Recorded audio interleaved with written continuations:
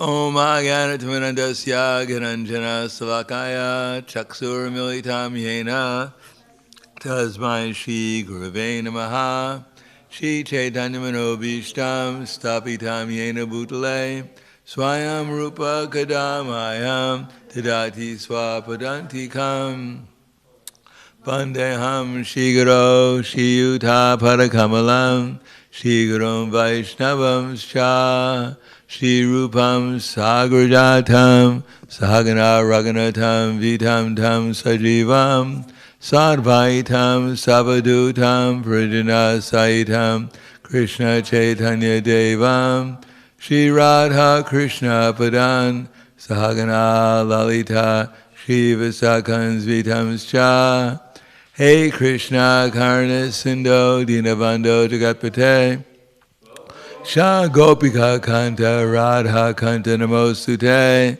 Tapta Kanshina Gaurangi Radhe Vrindavaneshwari Prishubhanu Sutta Devi Pranamami Hari Priye Vanchakapa Dhruvyasra Kripa Sindhu Vyevacha Patitanam Bhavanebhyo Vaishnavebhyo Namo Namaha Shri Krishna Chaitanya Pranitananda Shri Advaita Gadadhar Shivasati Gaura Bhaktivinoda Hare Krishna Krishna Krishna Hare Hare Hare Rama Rama Rama Hare Hare Om Namo Bhagavate Vasudevaya Om Namo Bhagavate Vasudevaya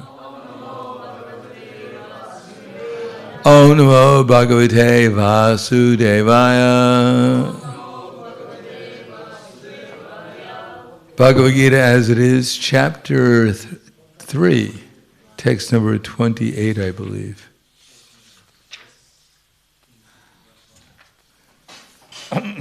Tattva-vit mahabaho guna karma vibhagayo Guna guneshu vartanta iti matvana sajjate Tattva-vit mahabaho guna karma vibhagayo Guna guneshu vartanta iti matvana sajjate Tattva-vit mahabaho guna karma vibhagayo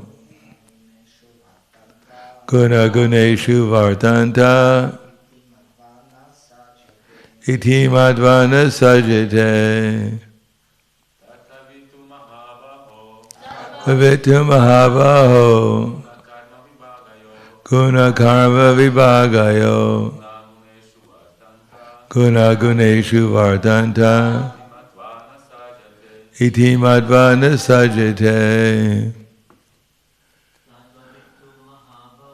Tattva-vit mahabaho guna karma vibhagayo Guna guneshu vardanta iti madvana sajjate. Ladies. Tattva-vit mahabaho guna karma vibhagayo Guna guneshu vartanta iti madvana sajjate. Tattva-vit, the knower of the absolute truth. To but mahabaho, almighty armed one. Guna karma, of works under material influence. Vibhagayo, differences. Guna, senses. Guneshu, in sense gratification. Vartante, are being engaged. Iti, thus. Madva, thinking. Na, never. Sajjate, becomes attached. Translation and purport by His Divine Grace A.C. Bhaktivedanta Swami Srila Prabhupada. One who is in knowledge of the Absolute Truth, Almighty Armed, does not engage himself in the senses and sense gratification, knowing well the differences between work and devotion and work for fruit of results. Please repeat. One who is in knowledge of the Absolute Truth, Almighty Armed, does not engage himself in the senses and sense gratification, knowing well the differences between work and devotion, and work for fruit of results. Purport. The knower of the Absolute Truth is convinced of his awkward position in material association. He knows that he is part and parcel of the Supreme Personality of Godhead Krishna, and that his position should not be in the material creation. He knows his real identity is part and parcel of the Supreme, who is eternal bliss and knowledge. And he realizes that somehow or another he is entrapped in the material conception of life. In his pure state of existence, he is meant to dovetail his activities in devotional service to the Supreme Personality of Godhead Krishna. He therefore engages himself in the activities of Krishna consciousness and becomes naturally unattached to the activities in the material senses, which are all circumstantial and temporary. He knows that his material condition of life is under the supreme control of the Lord, consequently is not disturbed by any kind of material reactions, which he considers to be the mercy of the Lord. According to Srimad Bhagavatam, one who knows the Absolute Truth in three different features, namely Brahman, Paramatma, and the Supreme Personality of Godhead, is called Tattva-vit, for he knows also his own factual position in relationship with the Supreme. So the text again. Tattva-vit tu mahabaho guna karma vivagayo guna guneshu vartanta iti matva nisajjate. One who is in knowledge of the Absolute Truth, Almighty Armed, does not engage himself in the senses and sense gratification, knowing well the differences between work and devotion and work for fruit results. Namo Vishnupadaya Krishna Prasthaya Bhutale Srimate Bhaktivedanta Swami Namane Namaste Saraswatunde Ve Gauravani Vicharane Nirvishesha Srinivadi Paskatyade Siddharane.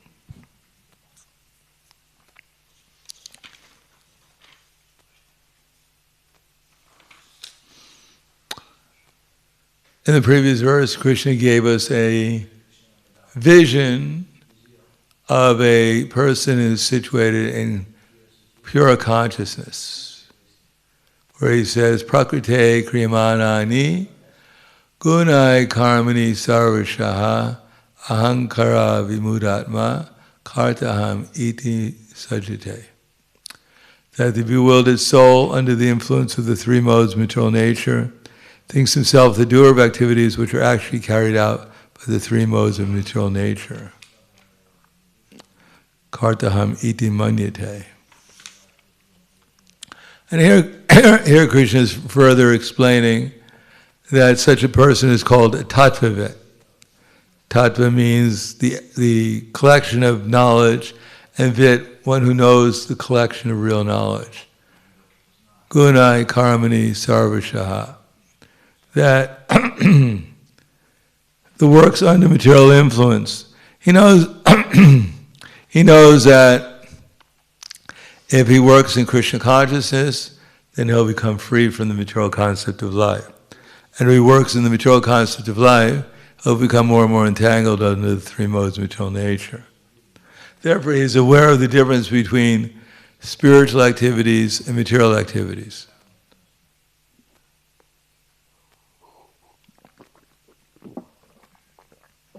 Generally speaking, people have little idea of what is material and what is spiritual.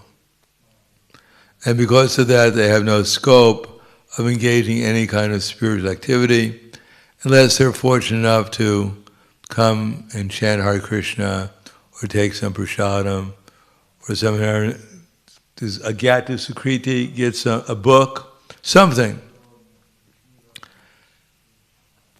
Therefore, they get a little bit of experience in what would be called Krishna consciousness.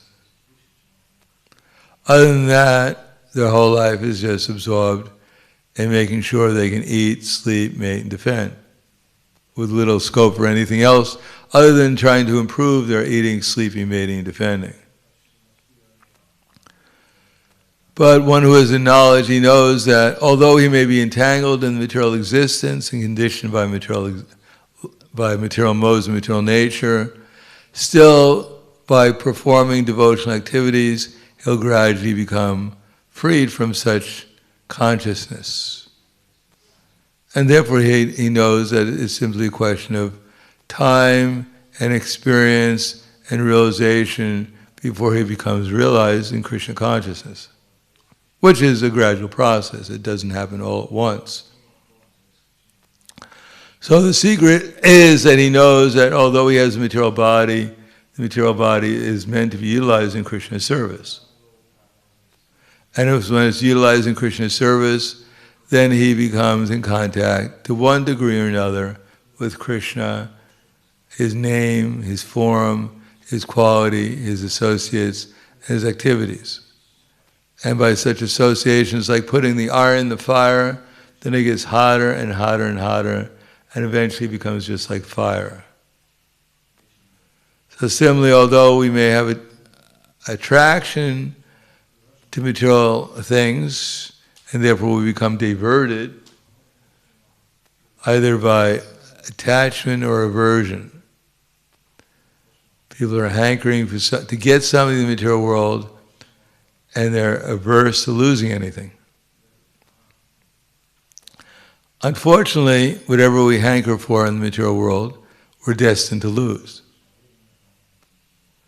Now, if we lost when we leave or we could say when we leave our body, we don't have really that much to be attached to.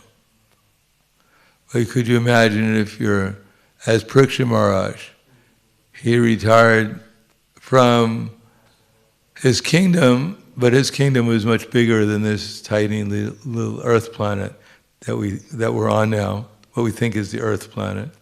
His kingdom extended far into Jambudvip, Bharatvarsha and Jambudvip. And he had unlimited wealth, nice family, a kingdom, and he gave it all up, not only to go to the bank of the Jamuna, but he was fasting for 7 days a night, not even drinking water. So that's quite a difference. That's quite a renunciation. If we lose a pen, we're in anxiety. Where did I put it?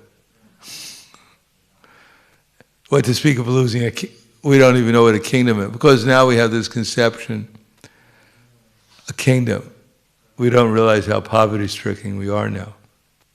We think we've advanced because we have these metal tins that we ride around in, plastic and metal. We think that's advanced. I mean, if someone passes gas, people find it very unpleasant. But these contraptions pass unlimited gas and pollute the air, kill things actually. There are some cities in this world where if you travel from one place or another, by the time you're done, you start coughing up big globs of black things. I had that experience in the Philippines, in Manila. It's so contaminated. And yet we think we're making advancement just because we don't move we can't put one foot in front of the other anymore and walk. People, they get out of their bed, they struggle to walk over. If at all, they take a shower or a bath. And then they pop in some frozen dinner or whatever it is, and then hop into their car, drive into the garage, hop out of the car into the elevator, and go to work, pushing one paper from one side of the desk to the other. Exhausted, they get back down to the elevator, get into their car, drive into their underground parking lot, get out of the car, get into the elevator, and barely make it to the couch to try to turn on the remote. And they think that's advancement. And what they do is they usually watch soccer, people running up and down the field. They can hardly walk to their car, and they think they're winning the game, playing soccer. They're living completely in their imaginations. Soccer or football, whatever you want to call it. So we're actually living in a poverty-stricken society. People have no knowledge. They have no physical strength. Tatascha nudidam dharma sattvam socham daya shama balena kaliyar rajan nakshat yayan valasmriti. Day after day in Kali Yuga, tatascha nudidam dharma will go down. Knowledge of what's to be done and what's not to be done will disappear gradually. Tatascha nudinam dharma satyam, truthfulness. People don't know what's true. First thing out of most people's mouths is a lie. If you ask people on the street, do you have any money? Can you give a donation? Immediately they say, I have no money. And if you can convince them to give us a donation, they take out their wallet. They're looking through the €100 notes to figure out where they can find something smaller. And then they hand you a €5 note and say, that's all I have.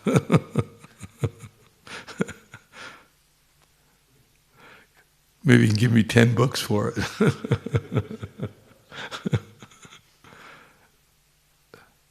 So people are satyam, socham, cleanliness. If they wash their hands once a day, they think they're super clean. Satyam, socham, daya, and mercy. They have no mercy for anyone. They'll cheat anyone, including their own wives or husbands or children. They'll cheat their own parents. They'll cheat them. Daya, shama, and tolerance. They can't tolerate anything. Any small insult to them, they become overwhelmed with grief, with anger actually. How dare you insult me? Do you know who I am? No, who are you? Well, I'm not really so sure myself. Anyhow, I am, I'm someone important. Balena kalidar rajan, and their bodily strength is diminishing. Balena kalidar rajan, by the strong force of Kali Yuga, nakshantyayar balam smriti. By the strong force of Kali Yuga, their strength, their memory, and all good qualities are diminishing. Previously, people used to build magnificent cathedrals, which they were probably from Dwapara Yuga. They say that these were built in the 17th century or the 18th century. But how do they build it in the 18th century, these cathedrals? All they had was horses and buggies. And the buggies could only put in a very small amount of, a stone. That's all they could put in. So how did they get these huge marble pillars? These little tiny horses. Where did they get them from? How did they pull them? How do they construct these elaborately decorated cathedrals? They didn't come from this yuga. They came from previous yugas. But they take credit for it. Because if they admitted that actually these came from another time, then we would see that we're poverty-stricken. We've actually degraded so much. You go around Ljubljana, Practically all they have is boxes. They can make boxes one on top of another. They call that a house. It's a big erector set that children can play with. I mean, even children can make a little house like that, put one block on the other. So actually we become degraded, we become poverty-stricken. Why? Because we're entering into the darkest regions of the modes of nature. And therefore all our intelligence has been taken away, our bodily strength has been taken away, our memory has been taken away. That famous story where one man is telling another man about this wonderful restaurant he went to. So the man said, "Which restaurant did you go to?" He said, "Well, I can't remember, but let me see, give me a hint." So he said, "All right, what kind of hint do you want?" He said, "It's a flower, and it smells very nice, and it's usually red. It's very famous for being red." So the man said, "Rose." "That's right, Rose. Which was that restaurant we went to last night?"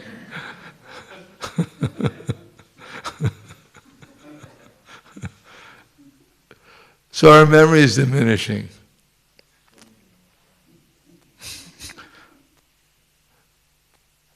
Therefore, they have all these gadgets now. They think that's advancement. They have a gadget, so you press it, and then you can find out where you left your phone. Because otherwise you can't. And then it makes a beep. It locates your phone for you, or it locates your keys. Because people have become completely bewildered. You're 20 years old and you're already senile.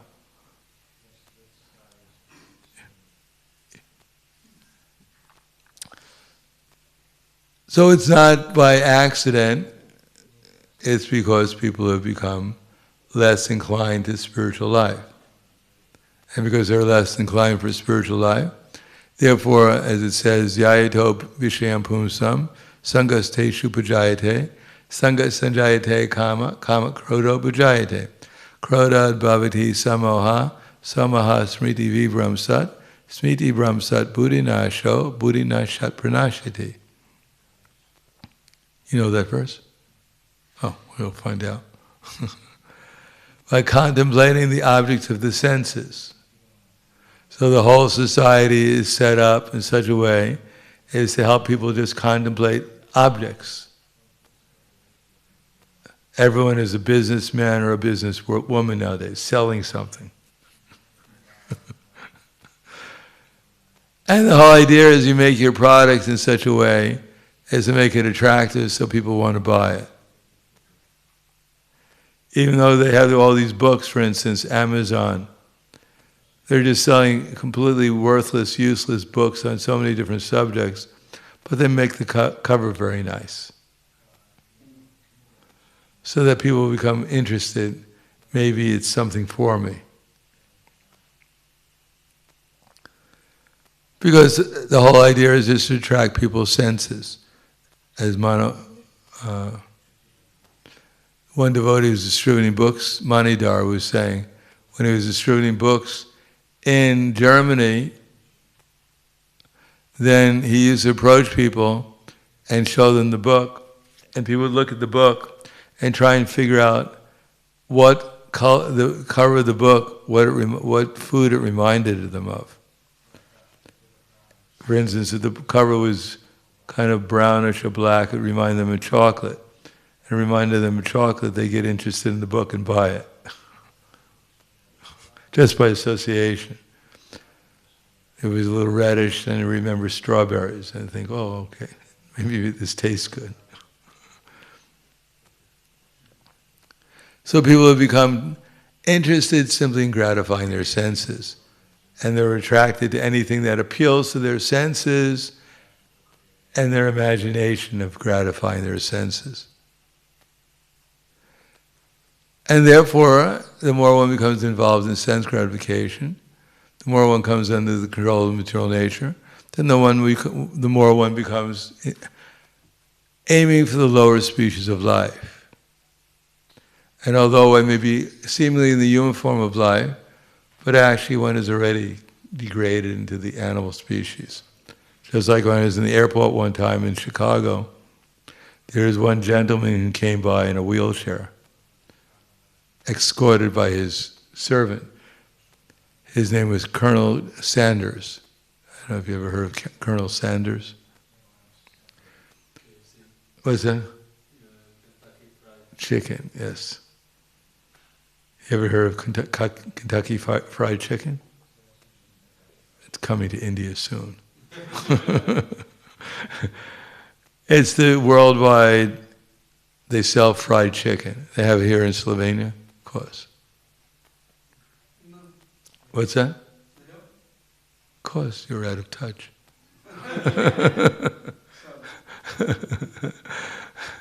So, one devotee approached him, and we saw him. He looked exactly like a chicken.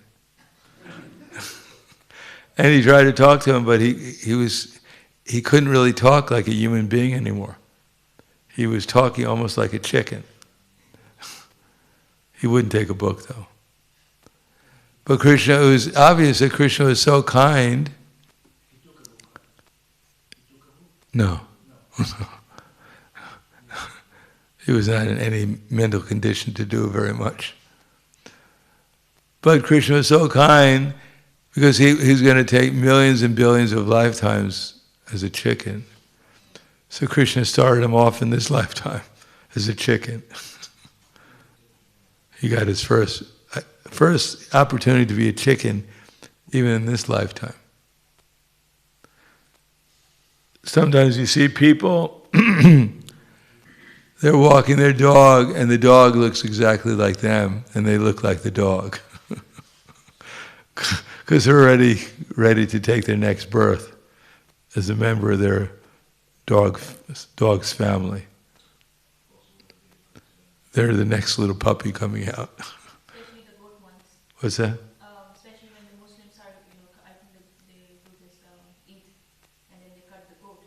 Yeah. If you see their goat, actually, I was in Mayapur and I saw this. They have like outskirts. If you go, it's like a village, and then they have like this goat and this Muslim man, and the goat has like a beard, and the Muslim man also has like a beard, and then you say they look like identical. They're part of the same family. The difference is, then in his next lifetime, the goat will become a Muslim, and the Muslim will become a goat.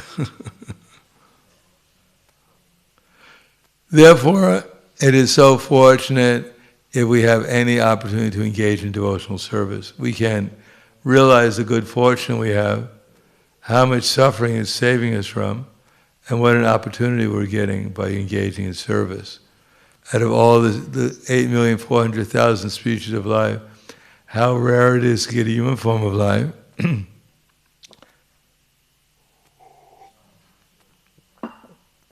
in the human form of life, how rare it is to actually have the intelligence to engage in devotional service. And of those who have intelligence how to engage in devotional service, how few take it actually seriously. So we're actually very fortunate. It may seem very simple what we're doing, but the simpler the better. The less our minds are agitated by the complexities of material existence, the more we become peaceful. How can you have peace if the mind is thinking of a million things? Just like one time I was in an airplane, this is a long time ago, and I was sitting next to someone. At that time, you were allowed to smoke cigarettes on airplanes. That was a long time ago. And he was watching a video, he was watching the movie. At the same time, he had earphones on, and he was listening to rock music. And at the same time, he was eating his meal. And he was telling me how much anxiety he was in. Of course it was anxiety. His mind was all over the universe. Therefore, nashti buddhiya yuktasya, na cha yuktasya bhavanaha, na cha bhavyantak shantir, ashantasya kutaksukam. The one who's not in divine consciousness can have neither controlled mind nor steady intelligence, without which there's no possibility of peace. And how can there be any possibility? How can there be any happiness without peace. So if we make our lives more and more complicated, and if we do things which are completely outside of reality, outside of the aim of life, which is to realize our spiritual identity, then all we can expect is problems. Not even problems externally, but just mental problems. Anxiety, wondering what's going to happen to me or to my body. What is my future? But we all know our future already. It's right there in our palm, as I've always mentioned. Everyone knows how to read their palm. You know how to read your palm? So there's something called the lifeline, right? It starts between the index finger and the thumb, and it runs down. So if you look at it, can you see it? Which one is it? I'm confused. There's the index finger, and there's the thumb, and there should be a line there that goes from the index finger. Sometimes it runs down from the I think there's the palm. There's the plane of Venus. What's that? And what finally? So that's your future. Where it ends, that's your future. Maybe yours goes a little bit further, but maybe down the other leg. But there's an end.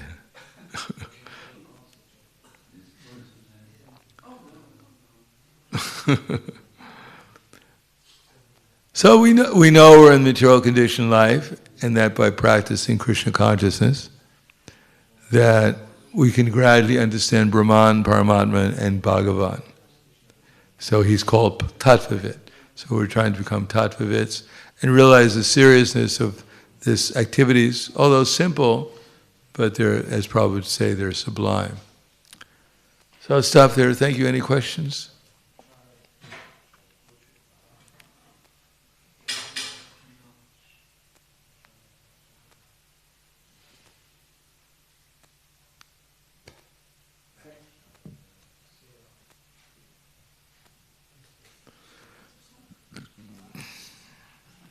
Gurudev, I was thinking if you can explain about this, this Earth planet, like Jambudvip, and then we are on this, that part. A little complicated. Besides that, if we explain it too much, then people get even more confused than they already are. Because there's a whole debate whether the Earth is round or the Earth is flat.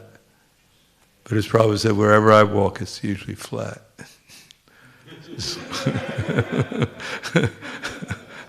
I mean, they were having this debate in Zurich Temple about this, about this plane or round.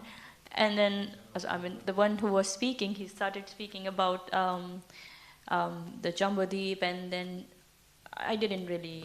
Yeah, anyhow, what's the difference? We're not going to fall off. It's too far away. Anything else?